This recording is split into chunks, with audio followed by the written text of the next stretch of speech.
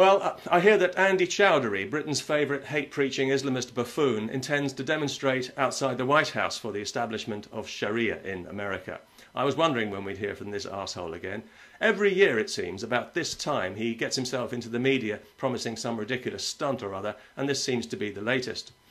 Now, given his record, there's no guarantee that Andy Choudary will even be allowed into America, which is, I suspect, what he's hoping, that they'll deny him entry and he can denounce them as hypocrites.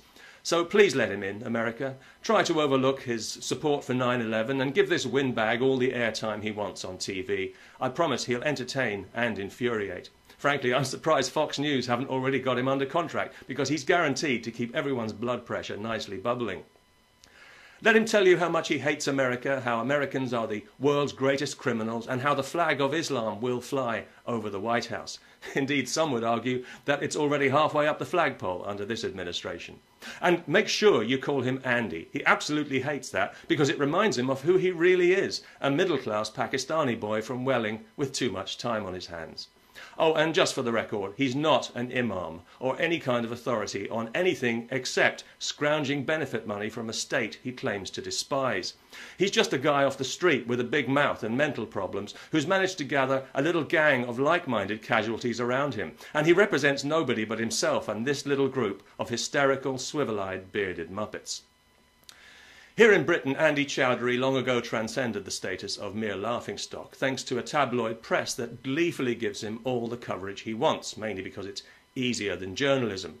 Indeed, in Britain, he's now regarded as such an absurd oaf that we often wonder why his fellow fanatics allow him to be their spokesman at all, given the level of ridicule he attracts and will always attract.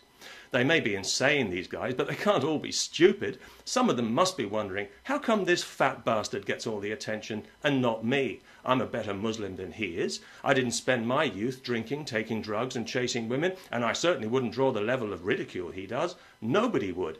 Yet his fat face is in the media all the time. He's being allowed to turn this into a personality cult, and he's making fools of all of us. And they'd be right, for once in their lives. Yes, Andy Choudary is undoubtedly a joke, but his message is no joke. His message is pure evil. It's anti-human, and if you believe in God, it's anti-God. He isn't just the poison face of Islam, this guy. He's the poison face of humanity, because he is a prime walking example of the damage religion can do to the human mind. To be fair to him, his fanaticism doesn't allow for subtlety. So unlike the stealth jihadis, he doesn't engage in taqiyya, saying one thing and meaning another. There's no talk of tolerance or harmony or community cohesion. He tells it like it is. You submit to Islam, end of story. He's honest enough to make it clear that Islam is not a religion of peace, but of submission, and that there are no halfway measures, no small print, no get-out clauses. You submit to a religion that puts its foot on your neck 5 times every day, and if you decide that's not to your taste and change your mind, the penalty is death. Any takers? Of course, if you're gay, the penalty is death anyway, and all that needs to be determined is whether you should be stoned or thrown from the top of a mountain. One for the scholars there.